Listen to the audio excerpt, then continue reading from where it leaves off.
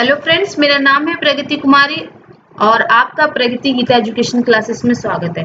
Friends, पिछली video में मैंने आपको बताया था डिमांड एनालिसिस के बारे में कि डिमांड कितनी होनी चाहिए, कब होनी चाहिए और उसका स्टेट ऑफ डिमांड क्या होना चाहिए, उसका मतलब गुड्स और सर्विसेज का। इस बारे में जानना या उसके बारे में एनालाइज करना डिमांड एनालिसिस होगा। जैसे कि फिलहाल कोविड-19 की वजह से किसकी डिमांड बढ़ रही है और ये हम प्रिडिक्शन भी कर सकते हैं कि इन चीजों की डिमांड आगे और बढ़ सकती है। इन चीजों की बात कर रही हूँ मैं, मास्क और सैनिटाइजर की। तो हम लोग क्या कर रहे हैं, इसको अब प्रोड्यूस कर रहे हैं बहुत ज्यादा। जो पहले हम इसे इंपोर्ट करते थे, अब इसे एक्सपोर्ट भी किया जा रहा है। और मैनिपुलेशन डिमांड के बारे में ये जानना कि क्या अगली बार कुछ चेंजेस हो सकते हैं या नहीं हो सकते, या इतनी रिसोर्सेज हैं, इन सब तथ्यों के बारे में जानना डिमांड एनालिसिस कहलाता है। पिछली वीडियो में मैंने आपको बताया था कि डिमांड को एनालाइज कैसे किया जाता है। दो तरीके होते हैं, एक लॉ ऑफ डिमांड द्वारा, एक इलास्टिसिटी ऑफ डिमांड द्वारा। लॉ ऑफ डिमांड का मतलब होता है क्वालिटेटिव नेचर, मतलब कितना चेंज, क्या चेंज हुआ ये बताया जाता है लॉ ऑफ डिमांड के बारे में। प्राइस के इंक्रीज होने पे डिमांड का डिक्रीज होना और प्राइस के डिक्रीज होने पे डिमांड के डिक्रीज होने की बात करता है लॉ ऑफ डिमांड। वहीं पे इलास्टिसिटी ऑफ डिमांड बताता है कि चेंज तो हुआ लेकिन कितना चेंज हुआ। जब ये बताता है तो वो कहलाता है इलास्टिसिटी ऑफ डिमांड। जब मैंने आपको बताया था कि लॉ ऑफ डिमांड होता है, वो इसमें दो पॉइंट्स है। एक, किन रीजनों से ये लॉ ऑफ डिमांड होता है, यानी प्राइस के इंक्रीज और प्राइस के डिक्रीज होने पे डिमांड में इंक्रीज और डिक्रीजमेंट होता है, इसका रीजन क्या क्या है। फिर मैंने आपको बताया था ऐसा कौन से रीजन है जिनके कारण ये नहीं भी होता है। तो ये पॉइंट्स मैंने आपको बताए थे और आज मैं बताने वाली हूँ आपको इलास्टिसिटी ऑफ डिमांड के बारे में, जो कि तीन होते हैं। एक होता है प्राइस, इनकम और क्रॉस इलास्टिसिटी ऑफ डिमांड, जिसमें मैं आज आपको पढ़ाने वाली हूँ price elasticity of demand. Price elasticity of demand को मापने के लिए कि प्राइस के इंक्रीजमेंट में डिमांड में इंक्रीज होता है, डिक्रीज होता है, और प्राइस के डिक्रीज होने से डिमांड में इंक्रीजमेंट होता है, ये 5 तरीकों से मापा जा सकता है। यानी कितना होता है, ये 5 तरीकों से मापा जा सकता है। पहला इलास्टिसिटी डिमांड, जिसे हम यूनिटरी इलास्टिसिटी डिमांड भी कहते हैं। हाईली इलास्टिसिटी डिमांड, जिसमें कि वो 1 से ग्रेटर देन होता है, यानी यूनिटरी से ग्रेटर देन होता है। हाईली इनइलास्टिसिटी डिमांड, जो कि लेस देन 1 होता है। परफेक्ट इलास्टिसिटी डिमांड, जो कि इन्फिनिटी होता है, और परफेक्ट इनइलास्टिसिटी डिमांड, जो कि 0 होता है। देखते हैं ये है क्या और किस बारे में बात करना चाहता है। कुछ ग्राफ मैं आपको यहाँ पे दिखा देती हूँ। शुरू में ही देखते हैं, यहाँ पे लिखा है परफेक्ट इनइलास्टिसिटी डिमांड और इनइलास्टिसिटी डिमांड। पहले मैं आपको कुछ बात बता दूं, जो इनइलास्टिसिटी होता है ना, वो इसका मतलब होता है कम लोच, यानी लोच में कम।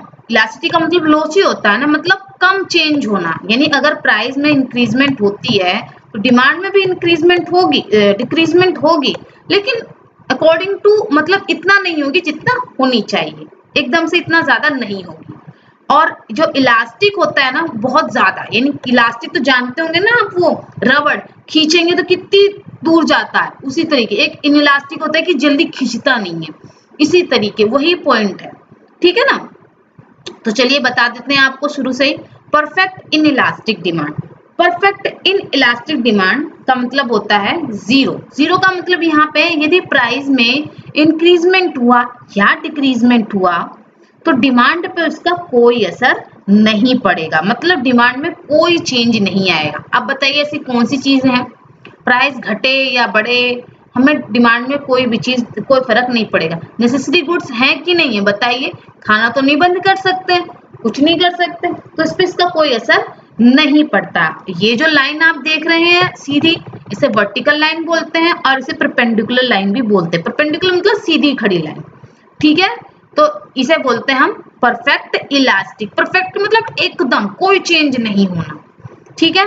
वैसे तो ऐसा होना नहीं चाहिए कि कुछ भी चेंज ना हो, लेकिन फिर भी हम ये मान लेते हैं इसमें, ठीक है ना। नेक्स्ट, क्योंकि परफेक्ट कुछ नहीं होता, चलते हैं इन इलास्टिक के बारे में। इन इलास्टिक, जहाँ पे परफेक्ट इन इलास्टिक थे, वहां पे इन इलास्टिक के बारे में अगर हम बात करें तो इसमें क्या होता है, यदि 10% इंक्रीजमेंट या डिक्रीजमेंट होता है तो इसके जो डिमांड में इंक्रीजमेंट या डिक्रीजमेंट होगा वो कम होगा। देखो यहाँ 2%, यहाँ इंक्रीज हुआ 10% प्राइस, तो 2% ही डिक्रीज हुआ, ज्यादा डिक्रीज नहीं हुआ, इसलिए लेस देन 1 है, यानी 1 से कम है। ठीक है बच्चों, इसलिए ये लेस देन 1 है। अच्छा, तो हम इसे क्या कह सकते हैं? इसे हम कह सकते हैं इनइलास्टिक डिमांड। ठीक है, क्या? Highly inelastic demand. और इसका ये जो फिगर है ये किस तरीके का बनता है? ये बनता है स्टीपर की तरह। आपने सीढ़ियां देखी है, स्ट्रेस देखा है, तो एकदम इसी तरह बनती है ना, तो ये स्टीपर की तरह बनता है क्योंकि इसमें कोई ज्यादा चेंजेस नहीं आते हैं। चलिए नेक्स्ट क्वेश्चन पे चलते हैं और एक क्वेश्चन मैं आपको देती हूँ, जरा आप मुझे बताइए आईफोन वो इलास्टिक है या हाईली इलास्टिक है? आईफोन तो जानते ही होंगे आप लोग, एप्पल का फोन है, बताना कि वो इलास्टिक है या इनइलास्टिक है। ठीक है, चलिए और चलिए नेक्स्ट पे चलते हैं। प्राइस, अब नेक्स्ट है हमारा, ये कहाँ गया ये वाला पॉइंट, हाँ, यूनिटरी जिसे बोलते हैं इलास्टिक। ठीक है, इलास्टिक का मतलब ये कि यदि 10% चेंज हुआ तो उसमें 10% ही चेंज होगा डिमांड भी। यदि 10% इंक्रीज हुआ तो 10% ही डिक्रीजमेंट होगा, क्योंकि इक्वल टू 1 है। ठीक है, चेंज तो होगा लेकिन बराबर चेंज होगा। ठीक है, इसलिए इसे इक्वल टू 1 कहा जाता है। और ये जो लाइन बनती है प्राइस डिमांड की तरह ही बनती है, क्या बोलते हैं, रेक्टेंगुलर हाइपरबोला बोलते हैं इसको। ठीक है, अब यहाँ चलते हैं, यहाँ क्या है, ये इलास्टिक डिमांड है। इलास्टिक का मतलब समझ रहे हैं ना आप लोग? खिंचाव, यानी अगर एक 10% इंक्रीजमेंट हुआ तो भैया ये 15% डिक्रीज हो जाएगा प्राइस, और वहीं पे यदि 10% डिक्रीज हुआ तो 15% इंक्रीज हो जाएगा, यानी हाईली होगा, एकदम से बड़ा चेंज हो जाएगा। ठीक है ना, मतलब जितना इसमें चेंज होगा उतना ही उससे ज्यादा इसमें चेंज होगा। लाइक लग्जीरियस गुड्स, यदि लग्जीरियस गुड्स में 10% इंक्रीजमेंट होता है तो उसके प्राइस बढ़ने की वजह से हम उसकी डिमांड कम कर देंगे, बाकी चीजें सेम रहनी चाहिए, हमारी डिमांड पे कोई असर नहीं पड़ना, अरे इनकम पे कोई असर नहीं पड़ना चाहिए, नहीं तो उसमें चेंजेस आ जाएंगे। ठीक है, बाकी सब चीजें स्थिर रखिए, सेम रखिए, और प्राइस और डिमांड पे ही सिर्फ फोकस होना चाहिए। ठीक है, और ये जो बनता है ना इसलिए फ्लैटर बनता है। ठीक है, जैसे जैसे ये डिमांड होता जाएगा इस तरह बढ़ता जाएगा, कम होता जाएगा इसके अकॉर्डिंग, उसी में क्या होता जाएगा, ये फ्लैटर फ्लैटर फ्लैटर होता चला जाएगा। ठीक है ना, चलिए मैंने सारे कर्व के नाम बता दिए। इसे वर्टिकल बोलते हैं, इसे स्टीपर बोलते हैं, इसे हाइपरबोला बोलते हैं, रेक्टेंगुलर हाइपरबोला, इसे फ्लैटर बोलते हैं। अब यहाँ आ जाइए, ये क्या है, देखिए ये है परफेक्ट इलास्टिक। इलास्टिक का मतलब है कि एक बार यदि प्राइस में कोई चेंज नहीं आएगा, प्राइस में कोई चेंज नहीं आएगा, सिर्फ डिमांड में ही चेंज आएगा, यानी डिमांड ही हमारी घटती बढ़ती रहेगी। यदि जरा सा प्राइस में चेंज हुआ, मान लो 1% में चेंज हुआ, डिमांड बहुत बुरी तरीके से डिक्रीज हो जाएगी या इंक्रीज हो जाएगी। यानी प्राइस में ना के बराबर चेंज होने पे डिमांड काफी ज्यादा घट या बढ़ सकती है। और इसका एग्जाम्पल मतलब हाइपोथेसिस होता है, ऐसा कोई चीज है ही नहीं कि अगर प्राइस में चेंज ना भी हुआ, प्राइस में कोई चेंज ना हो तो डिमांड में चेंज घटती बढ़ती रहे, ऐसा नहीं होता है कि प्राइस घटता रहे, ये चीज इसका कोई एग्जांपल नहीं है। लेकिन फिर भी मैं आपको बताती हूँ, लग्जीरियस और नेसेसरी गुड्स इसके लिए प्रेफर किया गया है। ठीक है, नेसेसरी गुड्स फॉर इनइलास्टिक और इलास्टिक फॉर लग्जीरियस गुड्स। ठीक है बच्चों, तो ये ग्राफ था। मैं आगे भी आपको उसके बहुत सारे एग्जांपल लेकर आऊंगी जिससे कि आप अच्छे समझ जाएंगे। यहाँ पे इसकी थ्योरी दे रखी है, देखिए पढ़ लीजिएगा, आपको कोई दिक्कत नहीं। जो मैंने ऊपर बताया ना सेम है, देखो इक्वल में देखते हैं, यूनिटरी इलास्टिसिटी डिमांड जैसे मैंने बताया, when the quantity demanded of commodity change, कब चेंज होती है, in the same proportion in which price charges which price changes elasticity, यानी जब प्राइस चार्ज किया जाता है, यानी प्राइस में चेंज होता है, तो विच प्राइस चार्जेस इलास्टिसिटी डिमांड। देखिए ये क्या कह रहा है मैं बताती हूँ। अच्छा देखिए जरा, यहाँ 2 बार लिखा गया है, इसे काट दीजिएगा।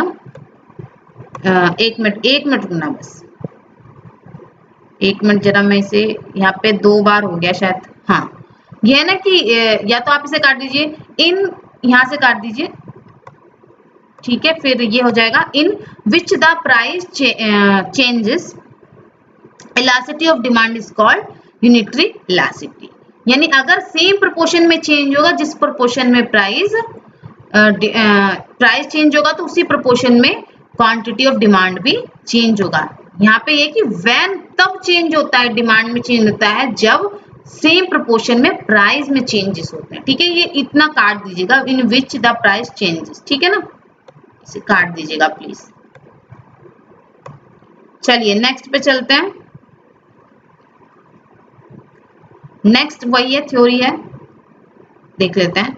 हाँ, when the quantity demand of commodity changes more than, कब चेंज होता है? More than in proportion, proportion में ज्यादा चेंज होता है। कब? To change in the price of commodity, यानी जब प्राइस में चेंज होता है, यानी प्राइस में चेंज होता है तो उससे ज्यादा डिमांड में चेंज होता है, तो उसे बोलते हैं हाईली इलास्टिक। ठीक है, नेक्स्ट चलते हैं। ओ सॉरी, एक मिनट। फिर थर्ड है inelastic, when change in quantity demanded of commodity is less than proportion to change in price, यानी लेस देन चेंज होता है प्राइस में, नहीं डिमांड में, क्वांटिटी ऑफ डिमांड में। और फिर है when the quantity demanded of commodity either increase or decrease a large extent, in large extent होता है with the silent increase or decrease its price, then such price elasticity of demand is called perfect elasticity of demand। और इसको हमें perfectly original बनता है, जैसे कि मैंने आपको बताया। ठीक है, और लास्ट आता है इक्वल टू 1, जिसे इनइलास्टिक बोलते हैं। when the quantity of demand of commodity does not change with the change is price of elasticity of demand, क्योंकि जब elasticity of demand में चेंज होता है तो उसके डिमांड में कोई चेंज नहीं होता है, इसे बोलते हैं हम लोग परफेक्ट इनइलास्टिसिटी ऑफ डिमांड। ठीक है, तो और ये कर्व कैसे बनता है? ये वर्टिकल बनता है, क्योंकि ये कर्व अनचेंज रहता है इसलिए ये वर्टिकल शो करता है, इसे परपेंडिकुलर भी बोलते हैं। थैंक यू दोस्तों वीडियो देखने के लिए। आगे मैं आपसे कुछ इंटरेस्टिंग क्वेश्चंस पूछूंगी, जो गुड्स होंगे इसमें आपको बताने उनकी कौन सी इलास्टिक है, कौन सी इनइलास्टिक है। Thank you so much video देखने के लिए। घर पे रहिए, सेफ रहिए, stay home, save home and जय हिंद, जय भारत। Thank you.